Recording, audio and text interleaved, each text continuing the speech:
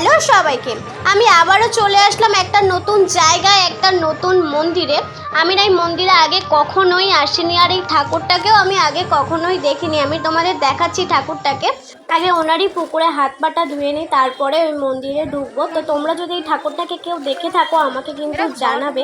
আর আমি এই যে এখন মন্দিরে ঢুকছি, এই ঠাকুরটা দক্ষিণেশ্বর বাবা বলে পরিচিত। আর এই ঠাকুরটার হাতে যে বন্দুকটা দেখতে পাবে, এটা কিন্তু একদম অরিজিনালি বন্দুক। আর সাইডে দেখো তরোয়াল দেখা যাচ্ছে, ওটা আসল কিনা আমি ঠিক বলতে পারবো না।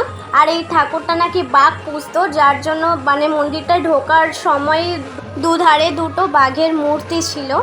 এরপর আমি ঠাকুরকে প্রণাম করে নিচ্ছিলাম, আর এখানে আসার পর না ঠাকুরটার সম্বন্ধে অনেক গল্প শুনছিলাম, আর শুনেও না খুব ভালো লাগছিল। আর এখানে যখন আমি প্রণাম করছিলাম না, ঠাকুরটাকে যতবার দেখছিলাম আমার শরীরে পুরো কাঁটা দিয়ে উঠছিল।